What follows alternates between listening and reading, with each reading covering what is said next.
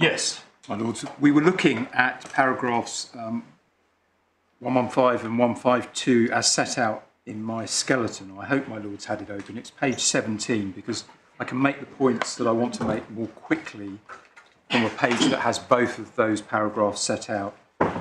Having told my Lords that the third paragraph is a shorter list and has the 7 or above, 8 or above and so on, those kinds of limits. Sorry, can you remind me which page, paragraph? Sorry, in my skeleton, yes. I'm on page 17, and we've got both of the key paragraphs there. Just reminding my Lords that there was the third one, but there's nothing in the third one that's not also in both of these.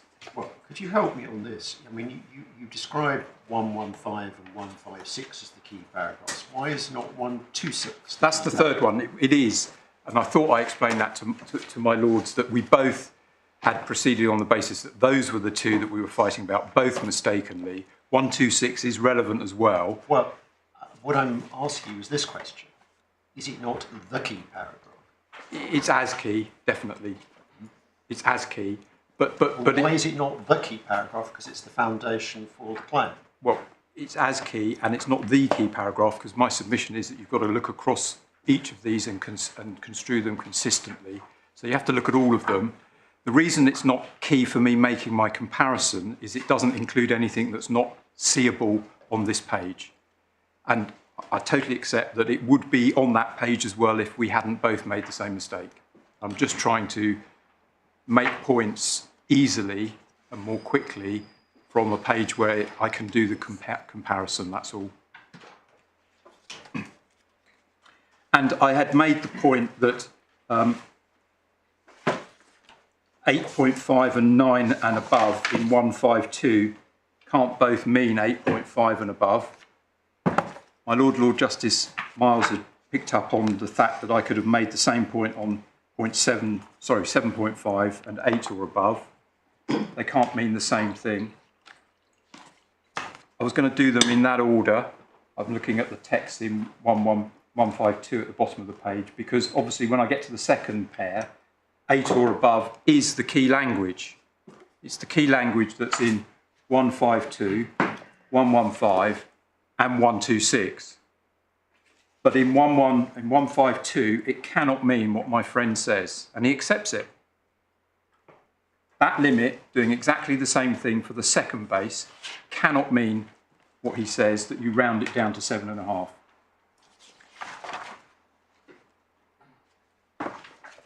So his case is that there is language exactly the same, describing the same thing, the target pH for the addition of a base, in the document, which can't mean it, but in 126 it means what he says.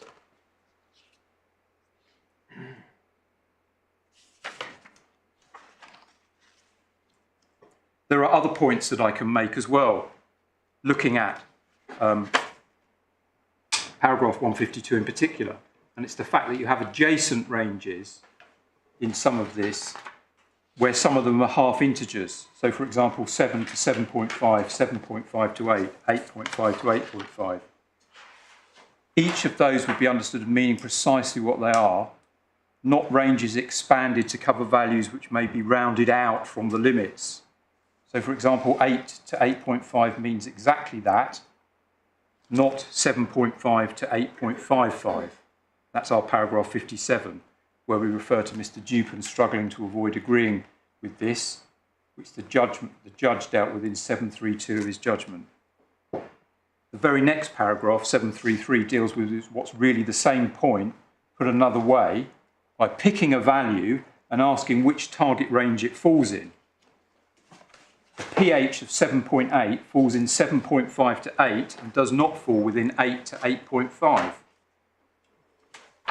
Mr. Dweppen readily agreed that, as the judge says. We cover in paragraph 58, drawing attention to a point I've already foreshadowed.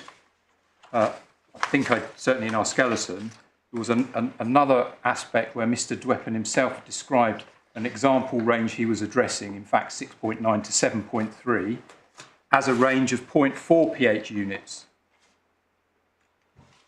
That would be 0.5 pH units if you're rounding either end. Now, my friend's case, how does he deal with this? As I've understood his skeleton, the thrust of what is said, for instance, in paragraph 49b, is that the pH ranges, the targets that are given in different paragraphs in the patent, he was focusing on 115 and 152. As I've understood the example, that is still the same case with 126 included. In particular, they say that 152 is just to be construed differently. It's to be construed differently, and the language in there that includes the same limits on ranges just means something different.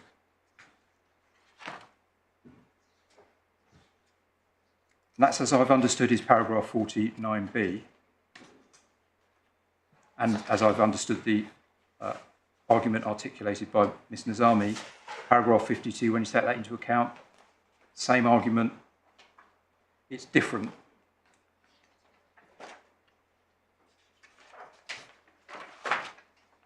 And it really is striking, my lords, that what's being said is that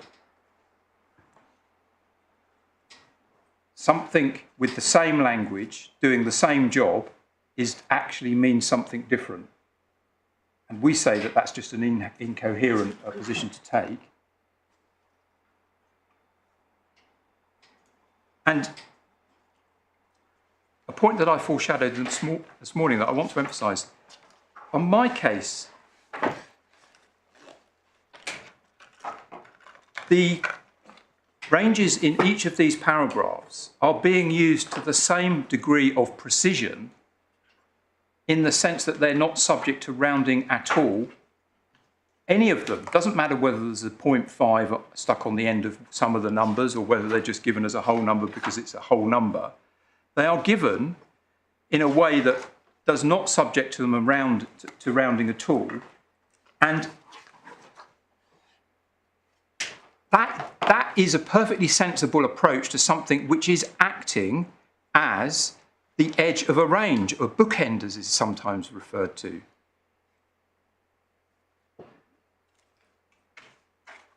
It is perfectly sensible and tenable to say that it's got to be more than X and less than Y, and X means X. You only get in the range when you get above it.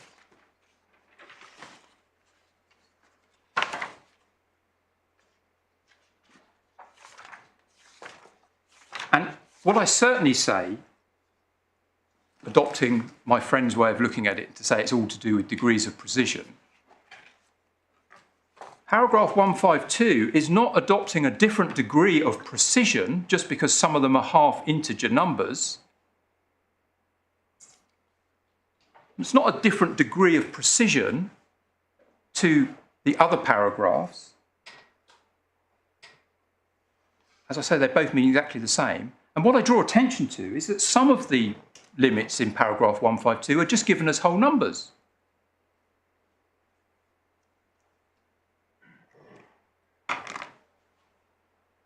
And I don't think my friend is saying that somehow you treat those differently within paragraph 152. I've understood the argument simply to be that 152 is different. There's no rounding there. So one ignores it. But the point I'm drawing attention to here is it's nothing to do with a degree of precision, because if that were so, 152 has numbers of this kind. So we say it's my friend's argument, not the judge's approach, that's illogical. If you look carefully at the totality of the disclosure, where paragraphs like this appear using this language, in the key language in 3 of them, but other language to identify ranges, and you think about whether it's subject to rounding or not, it is plain that it can't be. And my friend accepts that it can't be for some of it. Of course, my friend makes a point that you actually have to achieve it. Of course, you do have to achieve whatever the claim means. So whether it be 7.5 or 8, you do have to achieve it. And so it isn't okay that you were just trying. You have to achieve it, But the question is, what does the claim mean? What is it you actually have to achieve? And what you have to achieve is a value that is not less than 8. And if you've measured it to be... in your case, that excludes 7.99 recurring. It does, my lord, but... No matter how many 9s there are. If you can measure it that accurately and know that's what it is, it's less than 8.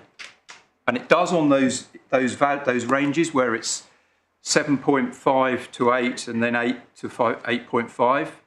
When you measure 7.9 recurring and ask yourself which range am I in, it's the one that's below 8. And I repeat the point I made this morning, it is the same on my friend's construction. It excludes 7.49 recurring. There will be a number that you can do with the dots over the last digits for the recurring that will be really, really, really close but outside it. That is not the point. The point is, what does it mean? What is covered?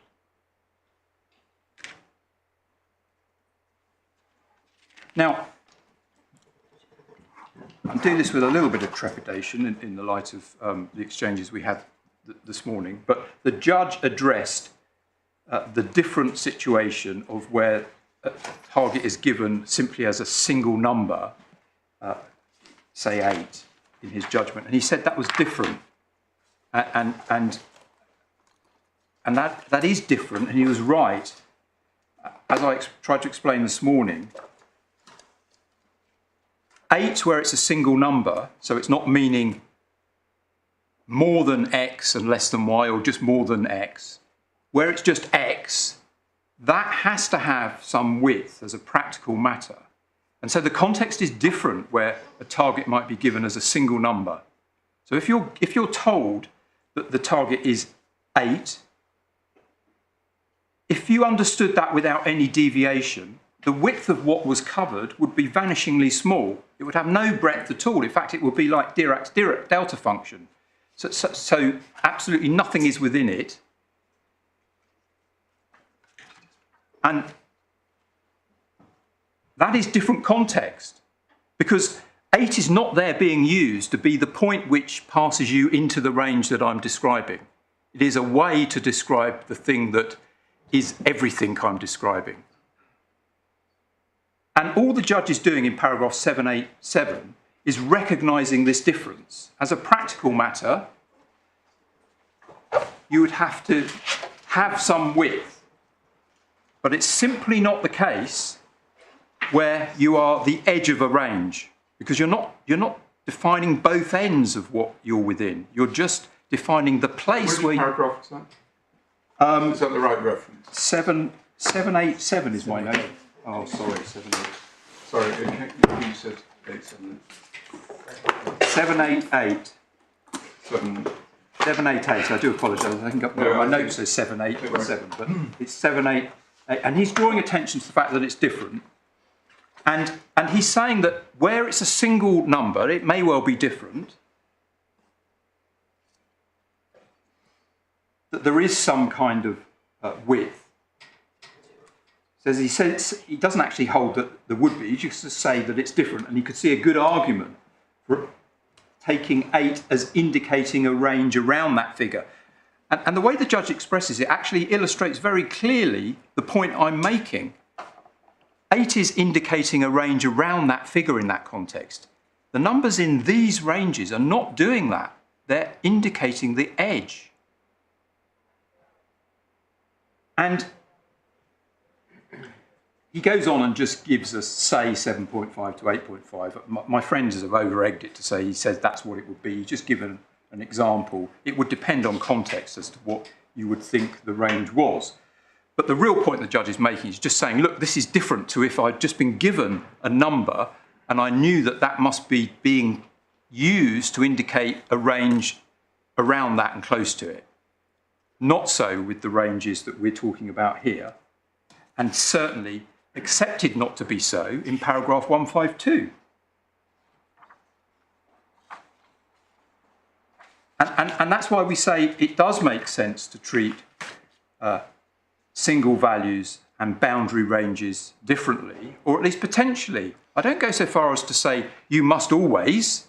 I'm just saying they're different in nature, And the judge is just having regard to that difference in nature.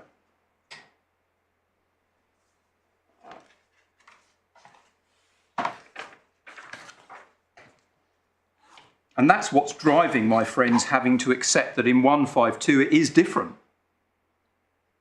It's a different type of thing, and then he looks at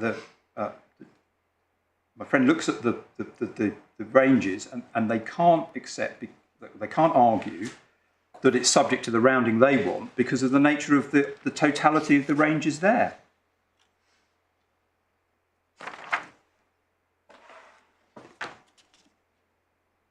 Can I just move on to another relatively small point? My friend criticises the judge in paragraph 788 for mentioning that the language of raising the pH to 8 or above was relevant, and they say that that's baffling. We say there's nothing baffling about that, my lords. The judge is recognising that what's being contemplated is that everything at 8 and above falls within the claim, and it's really another point about my difference in nature of what's going on there. 8 is identifying the boundary where you start to be in the claim as the pH is raised. And it reinforces the point that it's different, maybe different where it's a boundary or an edge of a range. And it contributes to the understanding. It's nothing more than that. As I've understood my friend's argument, they deal with the point that I foreshadowed about pH 7 as a lower edge of a range not being understood as including 6.5. That's dealt with in her paragraph 49F. And my friend seeks to deal with it with the same answer, in substance saying, well, it's different. Because here you've come up with a reason why you should treat it differently, so I accept that's different. But you don't do that with 8 or above. She accepts it's a good technical reason, that it can't be subject to rounding from 6.5. So we have an assertion, but no more, that it has no application to the wording when it's 8.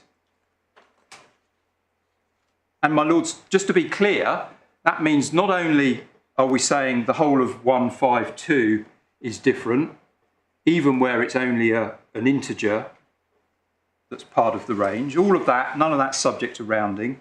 In 115, where you've got 7, that's not going to be subject to rounding. But all the other whole numbers are, and the whole numbers in 126. So the position we're in is a whole paragraph is different.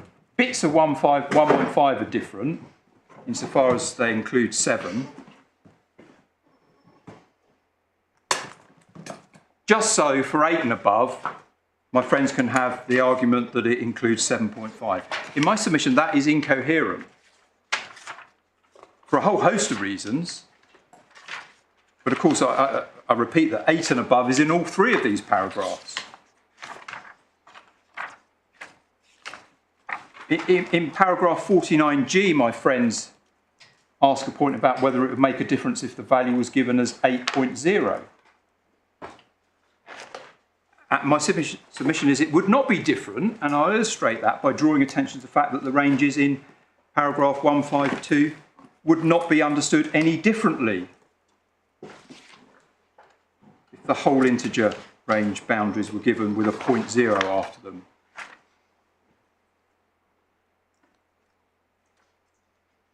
If anything, not having a 0.0 emphasises that a whole number has been chosen as the place where you move from being outside or in the claim. In other words, 8 or above is synonymous with not below 8. If you are not above 8, or 8 or above, you're outside the claim, however close you may be to it. In other words, it is a construction point.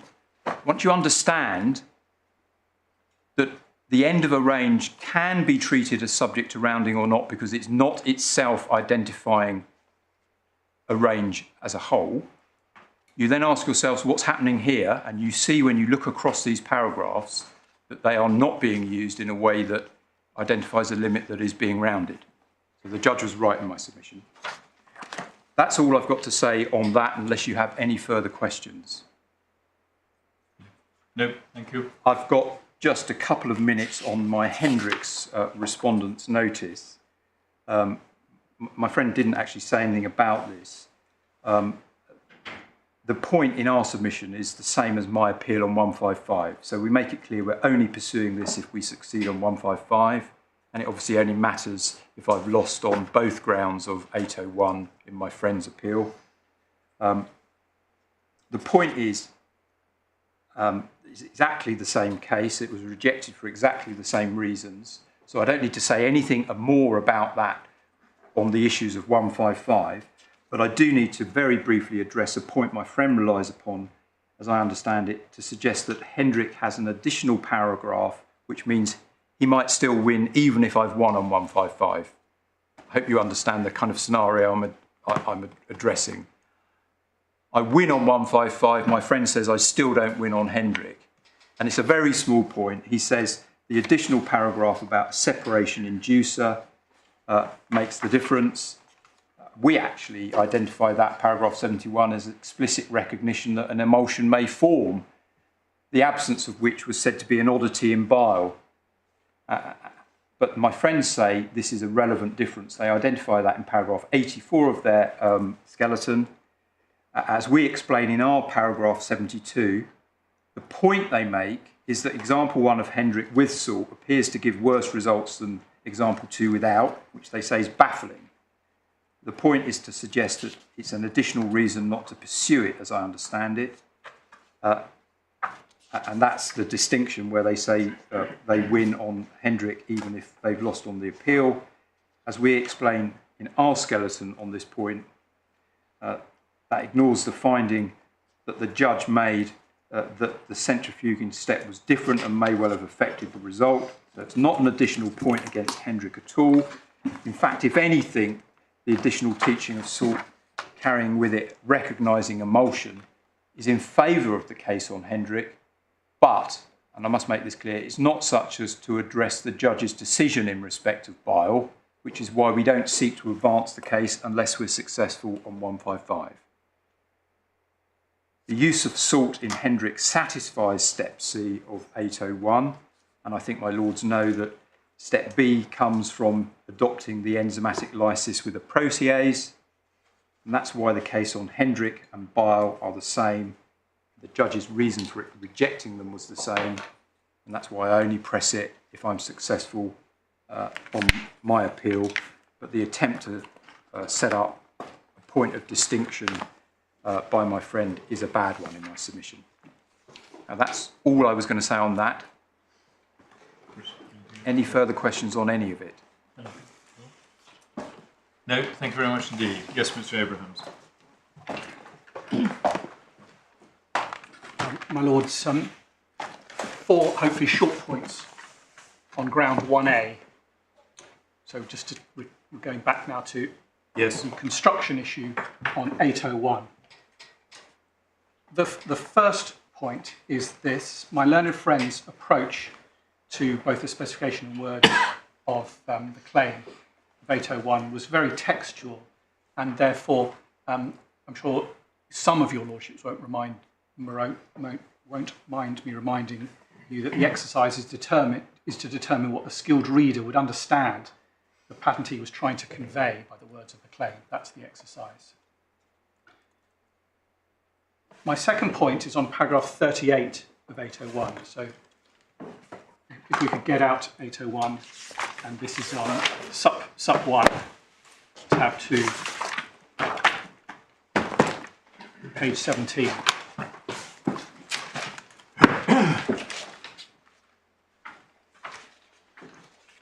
Sorry, can you give me the paragraph again?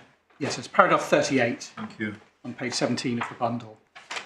The present disclosure is also directed to a lipid obtained by any of the processes of the present invention, and if I may be so bold to ask you to underline by any of the processes of the present invention, because of course the first point to make is that this just simply begs the question as to what are the processes of the present invention, and describing the lipid thereof can, in any case, only give you limited help as to what the process could be. And as I'll explain, in this case, it gives you no assistance at all. Now, I want to be clear, my learned friend is right that this patent says a lot about the lipid that can result from the process. There is a whole section headed microbial oils, which he showed you, which says the microbial oils that result from this process may have the following features. I'm not quoting exactly, but that's what it's saying. And the reason for that is because sometimes if you invent a new process, you can also claim the product resulting from that process. Happily, we're not today going to get into when you can and can't claim the result of a new process as a product, but it is possible in some circumstances. But that's why any patentee that invents a new process and puts forward a new process may well say, describe the product that comes out of it, because they may have in mind or be intending to claim the product as an independent invention. In this case, my clients cannot and do not purport to claim the end product, and there is no claim to the end product in this patent. But you can see that obviously that was something that was at least contemplated as a possibility when the patent was written. And that's why the detail on the end product is irrelevant. This is all about the oil that can result from or is the product of the process, and casts no light whatever on what is the process. And in particular, my learned friend's references to paragraphs referring to crude oil take matters nowhere, because crude oil, by definition, has no solvent in it. Just to give you the reference to that, where you get that from is in the judgment. And I'm going to give you the page number in a moment. You get that from page 176 of the judgment in the core bundle. Tab 12 of the core bundle.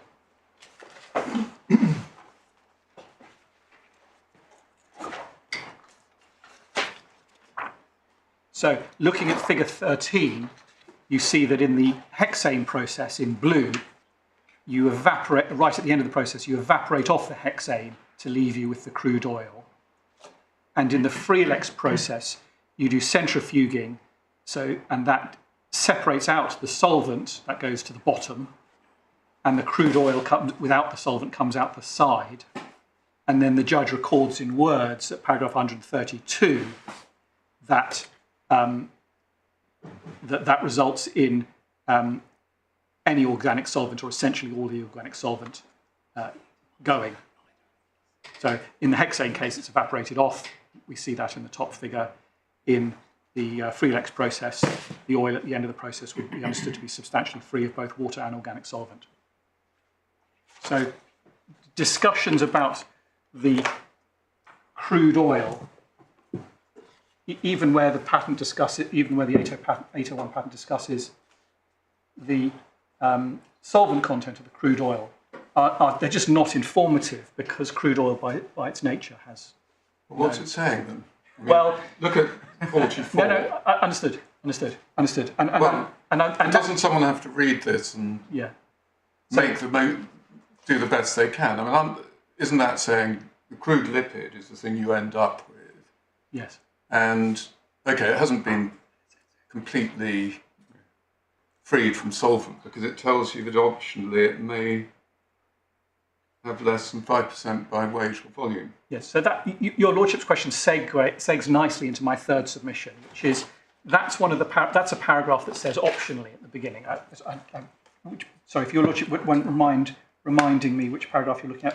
Is it 44? 44. 44. So that one begins in some embodiments.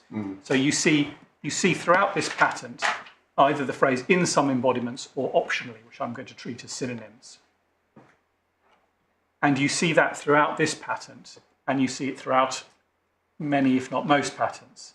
And it's just an expression of what some people call patentees as a language, that patents and patentees use this language to cover as many bases as possible. And you can see that in lots of places. I mean, there are lots of things which the patent says are optional. Which I'm not sure that really answers the question at all, though. No, The question. Sorry, you go on. Well, I was going to give you an example of something where the patent says that something is optional, when we know for a fact that it's not optional because it's in claim 1. So even taking the granted claim, which says you've got to add a base to raise the pH of the composition to 8 or above, when it comes to describing that step,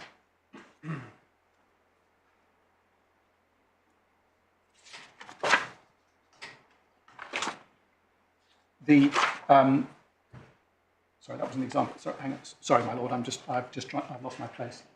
Yes. So let's take lysis. In fact, lysis is a better example because lysis, the patent says at paragraph 108, the process of the patent you mentioned comprises lysing a cell, and then it gives you the options of different ways of lysing the cell, chemically, enzymatic, physically treating, and so on. And enzymatic is presented as an option. And my clients have applied to amend the patent, and it's accepted that, subject to what we're discussing, that amendment is permissible, that enzymatic lysis will become a requirement of the claim.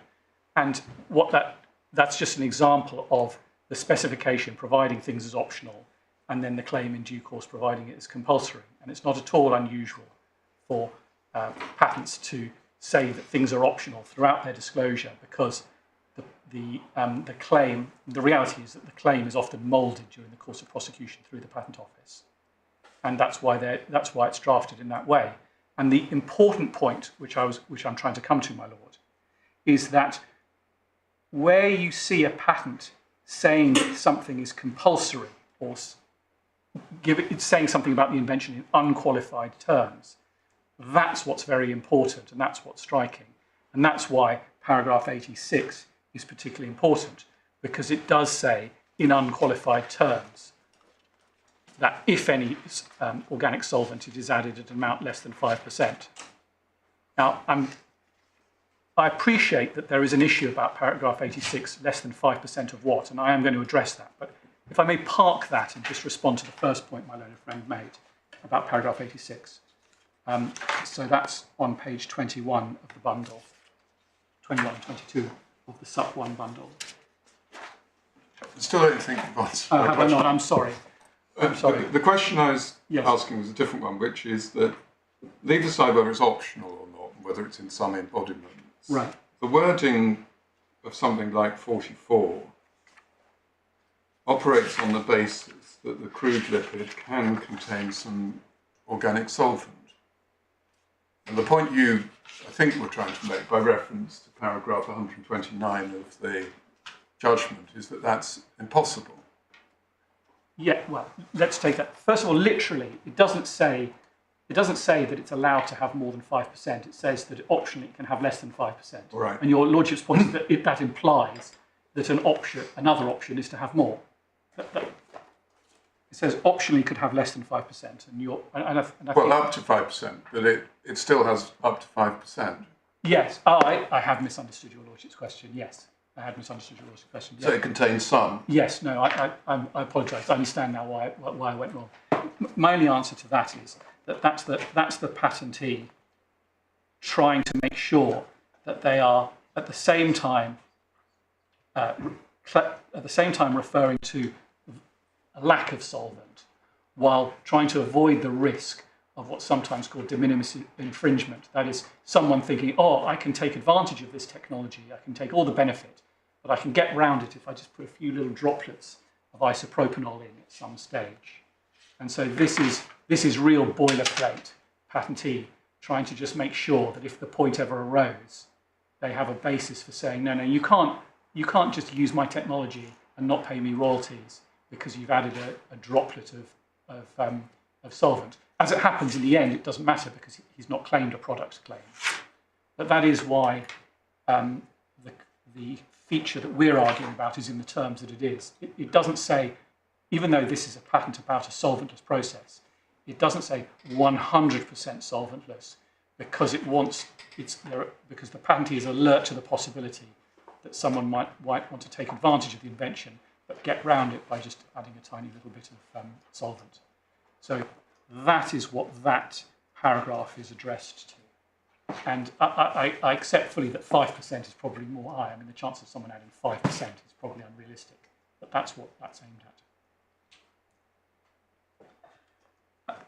I was going to respond to my learned friend's submissions about 86. He was very keen to stress the lines such as the third sentence of 86, beginning on line 3, in some embodiments an organic solvent can be added. And then you see we have the same in line 13, an organic solvent can optionally be added. The previous sentence says, of course, in some embodiments, no organic solvent is added. You have to read those sentences with the following sentence. So in each case, in the first case, it's line 4, in such embodiments, the organic solvent is added at a concentration less than 5%. And then in the second case, it's line 15, however, in such embodiments. So that's talking, both cases, we're talking about the embodiments in which some organic solvent is added. So paragraph 86 identifies 2 and only 2 categories of process. And this is why it's key. 1, it identifies a category of process in which there is no solvent. So it identifies that in the second sentence and in the sentence beginning on, on the second sentence of the paragraph. And then secondly, it identifies a category in which some solvent is added, but only up to 5%. It identifies that category in the third and fourth sentences, and in the sentences beginning line 13 over to the end of the paragraph. It's identifying a category in which some solvent is added, but less than 5%. And in the second category, it says clearly, in the second category where there is some solvent, there is less than 5% and the solvent is not used to extract the lipid.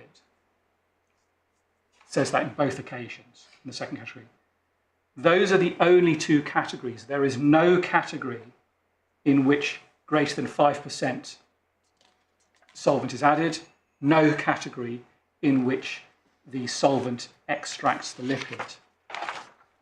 And so that's why I say this is a striking paragraph in patents generally, not just in this patent, in that it is imposing an unqualified requirement that in no case are you allowed more than 5% solvent.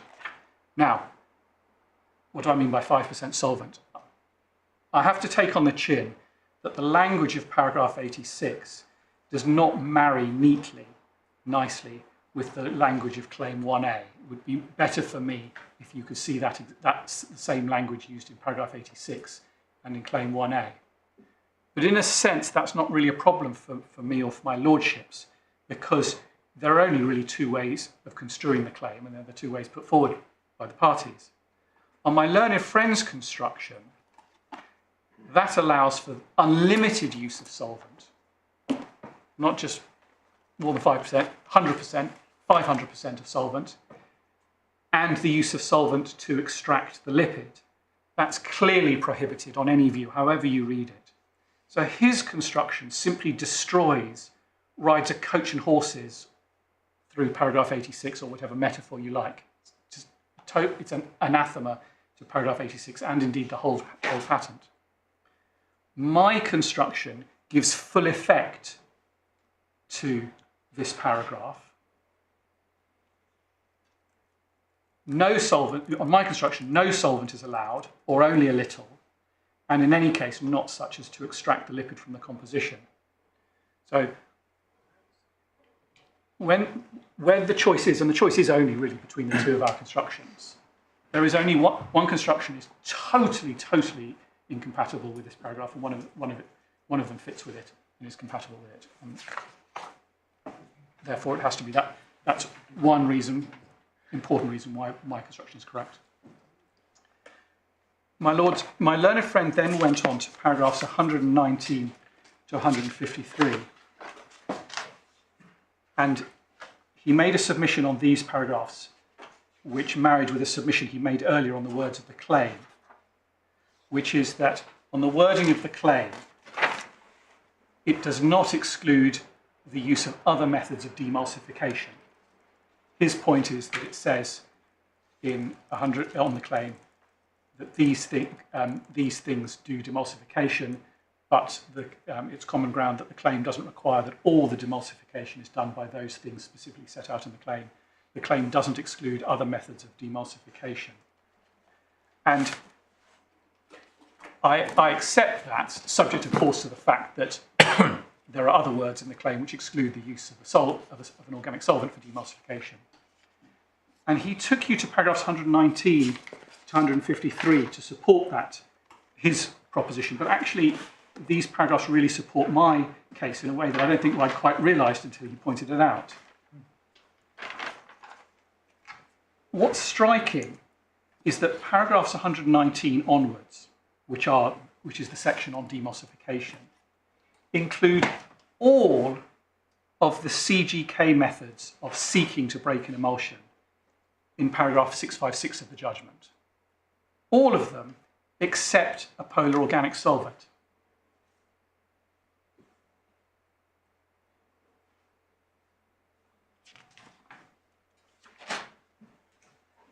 And that must be striking.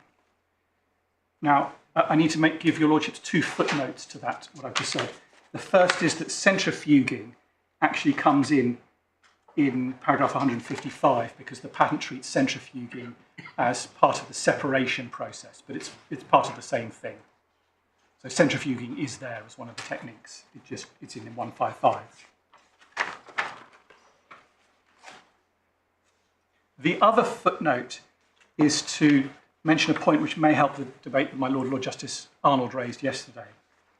In paragraph 125, the patent is talking about demulsification using a base. And in the middle of that paragraph, starting at line 15, it says a base can be in the form of a solid, e.g. crystals, etc., or liquid, etc., combinations thereof. No, I've got them wrong. Sorry. Got a bad reference. I do apologise. Well, not necessarily. Oh, yes. Oh, no, I have it. No, I've got it. It is right, yes. My lord, you spotted it. On line 15, it's a liquid in an alcoholic solution. So what they're saying is that the base may be in a solution with some organic solvent. And that marries with paragraph 86, line 13, which my lord asked me about yesterday.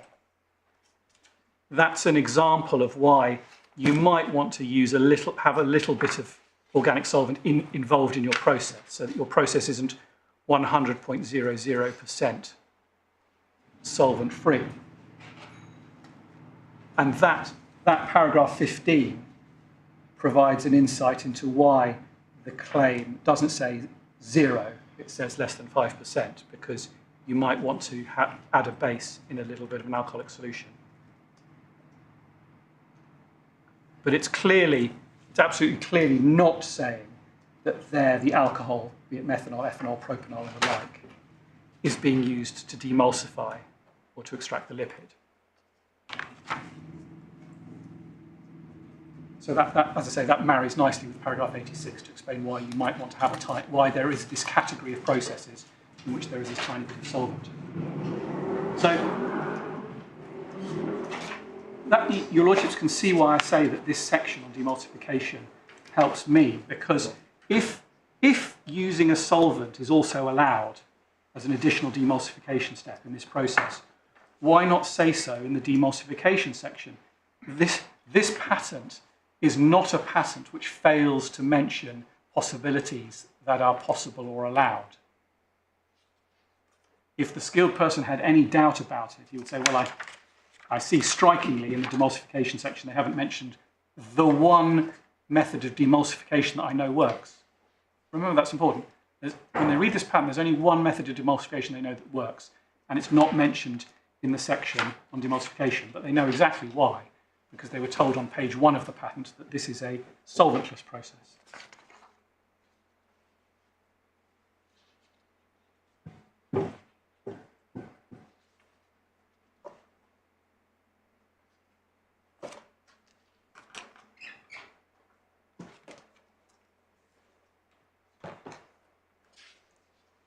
My Lord, those are my submissions on ground 1A. I'm going to move on to ground 1B unless you have any questions. Thank you. So I'm going to start with the submission my learned friend made right at the end of his submission of ground 1B, which was related to paragraph 851 of the judgment. And I think, in fairness to him, I think he just got a bit confused at that stage. So it's page 108. It's paragraph 851, which is page 301 of the core bundle.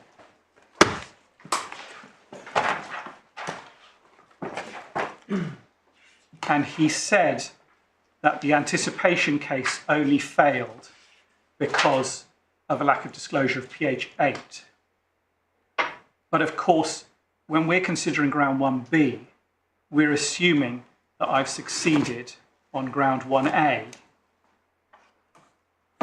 And therefore, the primary reason for no anticipation is because it's not a solventless process. And you can see from 843 to 850, where the judge is dealing with that anticipation, he doesn't mention solventless at all because of his construction that the patent permits unlimited amounts of solvent. So when we're considering ground 1B, the key difference is solventless processing. I'm sure I'm struggling to understand that. Maybe we need to look at what he actually says about novelty.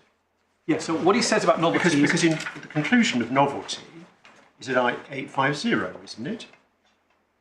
Cognizant Yes. does not plant the flag so Indeed. far as pH 8 or above is concerned. Indeed. The other elements of the claim are, in my view, disclosed on Cognizant. Indeed, but remember, of course, when he says the other elements of the claim, solventless processing is not an element of the claim, on his view. And he makes it that clear in 851. On my interpretation of the disputed parts of Claim 1A, the obvious analysis is straightforward. He just needs to consider pH 8. Yes. So in the whole of anticipation, he's proceeding on the basis that solventless isn't required. Yes. And my only point was that my learned friend sought to make it look as though that on ground 1B, the only issue was pH 8. This isn't a positive. I'm not making a positive point in my favour on ground 1B. I'm just trying to clear up what, to our side at least, seemed like a very confused submission from my learned friend, suggesting in the context of 1B that the only issue was the issue of pH 8. That was all. In fact, I suppose you say to you that if they were right on that, then he wouldn't have gone on with this next bit of judgment. Oh no, he did. He went. If they were right in their submission, that he's already decided it, even on the basis that he's wrong about construction. No, I don't think my friend was submitting that. Oh. I just think my friend got a bit confused. I accept that if I lost on ground 1A, then I lose on the appeal. So Because you don't challenge the finding that pH 8 or above is obvious. in light of everything else that he's found, yes, in this context, yes, indeed. That was all. I think I might have made more of a meal of it. It was just that the way that my learned friend put it was confusing. So when we're considering the case of obviousness over Kobzef and ground 1B, we are assuming that I've won on ground 1A. Now, before I get to the sort of meat of it, I do need to remind you of a point of. I do need to make a point more precisely than my learned friend made it, and this relates to known CGK methods of breaking and emulsion. My lords, can I take you back to paragraph 656, which I have mentioned quite a few times? It's on page 267.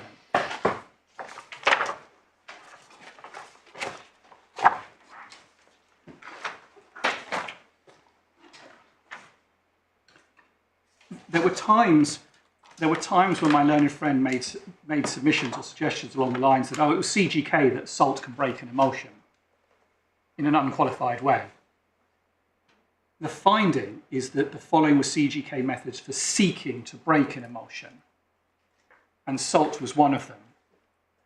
It was not a finding that any or all of these can break any particular emulsion. As the judge made clear, and I showed you evidence to support it, which methods can break which emulsions depends on the emulsion.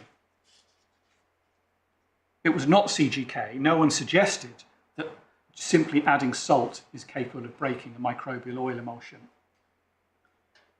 No one identified an effective method for breaking a microbial oil emulsion prior to 2801 other than using an organic solvent on any scale. When I say no one identified in real life, and no one identified at the trial.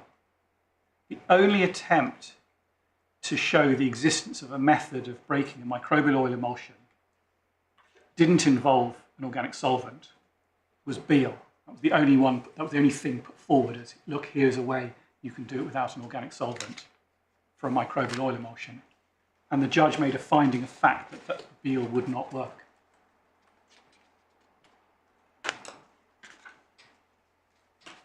Now, just then, you just said on any scale in the course of saying all of that. Yes. As I understand it, one of the judge's points was the mindset point that your experts were dealing with scaled up commercial production. Are those words on any scale important in what you just said? I say it because if I don't add them, I'm so used to being accused of, oh, well, Mr. Abrahams is just talking about commercial scale. So I've just got used to, in this case, saying on any scale. So that includes small scale? Absolutely. Right, when I say on any scale, what I mean is I'm not just talking about commercial scale. I'm not committing the offence that the judge accused me of. I mean on any scale. I think,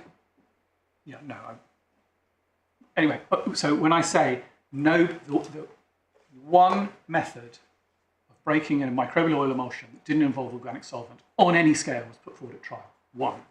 And the judge made a finding of fact it wouldn't work. And this 656, the most important word of paragraph 656 is seeking. Because, your lordships know, your lordships have added, I imagine, salt to a dish containing mayonnaise, and the mayonnaise didn't split. And the judge says something in the paragraph you've just taken us to about salt plus centrifugation at the end there.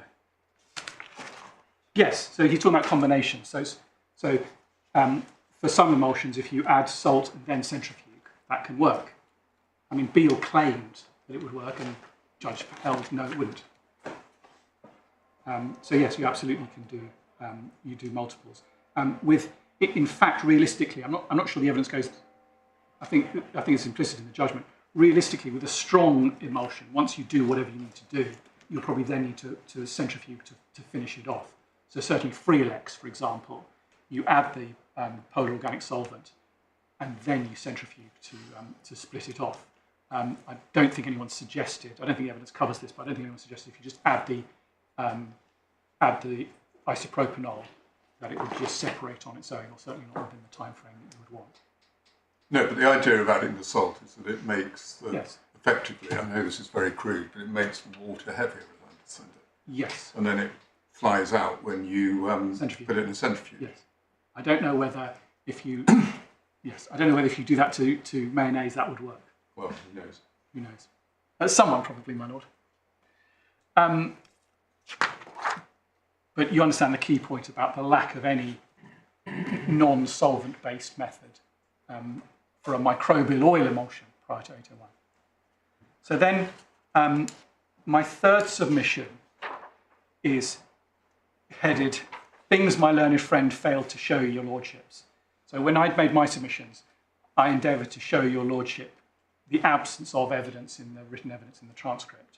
And I just want to briefly mention things that my learned friend did not attempt to show you in his submissions. The first relates to paragraph 827 of the judgment. So he showed your lordships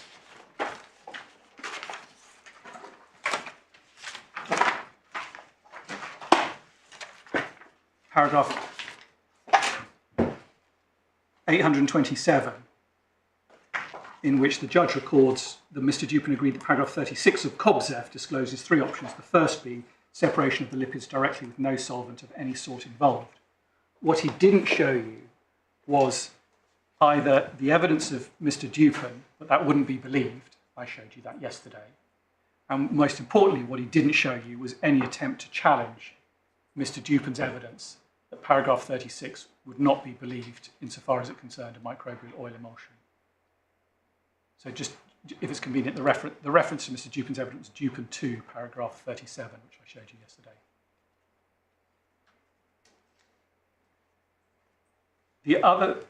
The other thing is my learned friend mentioned paragraph 16, but he did not show you or claim that there existed evidence that the skilled team would think that from having read paragraph 16 that made it worthwhile to pursue a solventless version of COBZEF.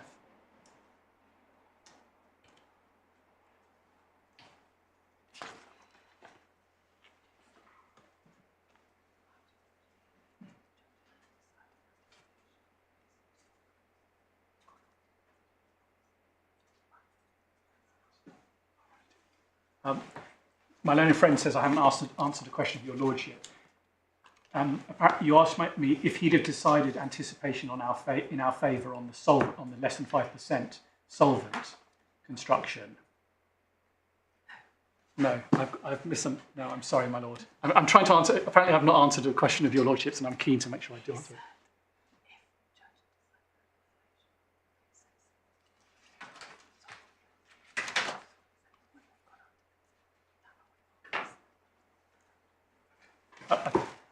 I'm going to move on, my lord. My fourth and final point on ground 1B is to respond to my learned friend's submissions about the transcript of Mr. Dupin's cross-examination. So this is supplemental bundle tab 16, page 454.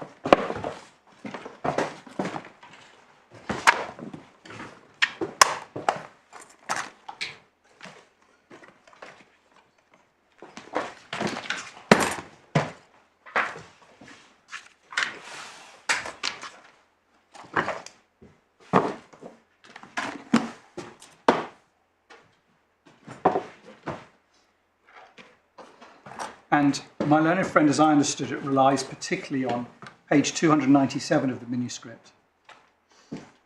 Line 2, he drew attention to paragraph 36. And then at line 7, my learned friend said, in the first scenario it mentions direct section. It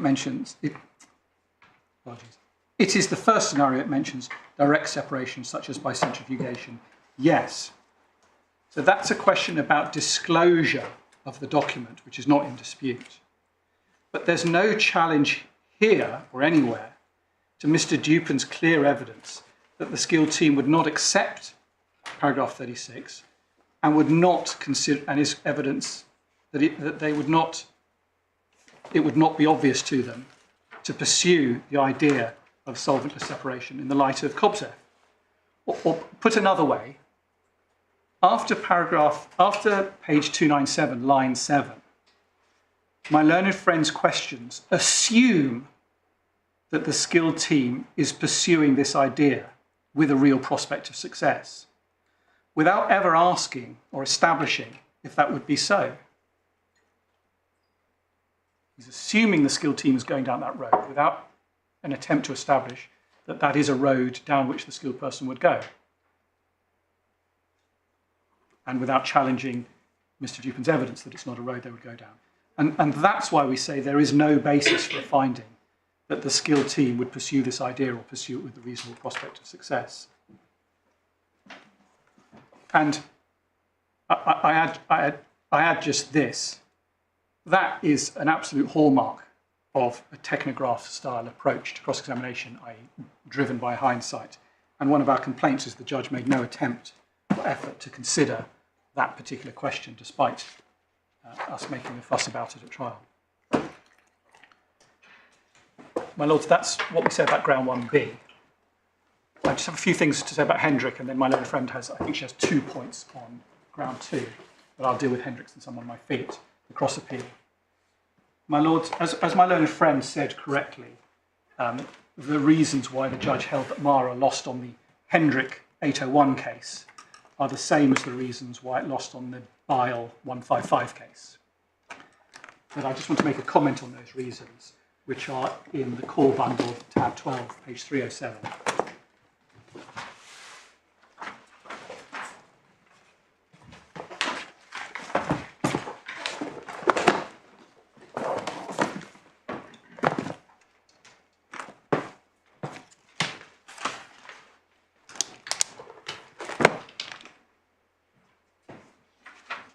So, paragraph 88, he summarised his reasons, and my point is that those are 2 separate reasons. The second reason is that the skilled person would not know or realise that enzymatic lysis would lead to a weaker emulsion. And I've addressed that point in detail. But the structure of 888 makes clear that the first reason is an independent reason that applies whether or not the second reason is correct.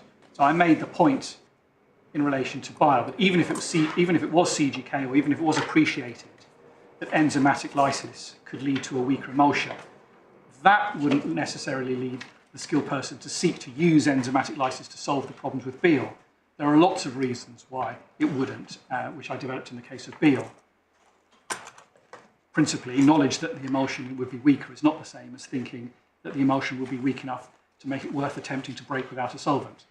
And the judge here makes it clear that those are separate, cumulative, independent reasons.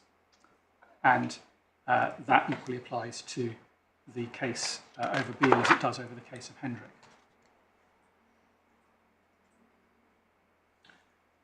My Lords, that's all I need to say about Hendrick. That's all I need for all of my submissions. My learned friend wants to address 2 points on ground 2. Yes, thank you, Ms. Army. Thank you. My first point on the logarithmic scale. There is some relevant evidence on that issue. May I start by showing your Lordships what the judge says on this, which is in 4 tab 12, page 269. Paragraph 666 to 667. Here the judge is dealing with CGK issues related to EP 801, and he records Mara's submission in 666 that the pH is a logarithmic scale, and then concludes that it cannot be disputed that pH has a logarithmic scale, but it remains to be seen the significance of this for the skilled person in this case. And your Lordships will note that it doesn't form part of the judge's reasoning in paragraph 785 to 791. That point is based on some evidence that Mr. Dupin gave. If I could show that to your Lordships, in the SUP 1 bundle, tab 8, page 249.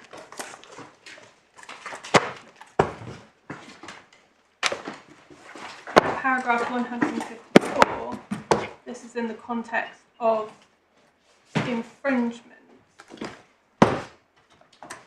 Mr. Dupin says the acidity basicity of a solution. Sorry, which paragraph? I apologise. 154. Yes. Second sentence. It is expressed logarithmically through its pH because that is a sufficient degree of accuracy for almost all purposes. And then goes on in the final sentence, real world processes, the pH is often not controlled to within anything close to 0.1 units, and notes that one of Mara's processes has a spread of 0.5 units. So my Lords, although the pH scale is logarithmic, that wouldn't change the way that the skill team understands pH 8 in the claim as being precise to the degree of precision with which it is expressed. My second point relates to pH 7 and the way that that would be understood. The judge found at paragraph 729 of his judgment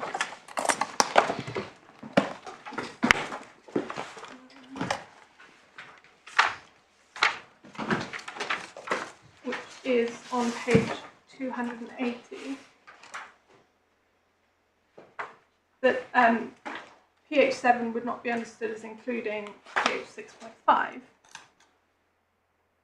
because the teaching of EP 801 is to use basic conditions. And we don't take issue with that finding. It indicates that there is a technical reason provided by the specification to understand pH 7 in a particular way, but the same does not apply to pH 8. Not only does that same technical reason not apply, but I showed your lordships yesterday the judge's conclusion at paragraph 803, where he said that the skill team would know that the process of demulsification doesn't switch on at pH 8. And so that's a technical reason to interpret pH 8 in the claim as not requiring a strict cutoff. My lords, those are my submissions on ground 2.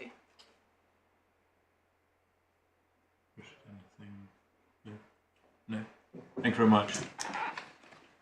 So those are our submissions, my lord. Thank you very much. Thank you all very much for your respective submissions, which I'm sure have all reflected significant collaborative effort. We will provide our draft judgments in the usual way for the usual limited purposes, and you know what they are, and you know the consequences if you don't abide by them. And we would expect that once you receive the draft judgments, you will be able to agree a draft order, but if not, we'll deal with any outstanding matters on paper. So thank you all very much.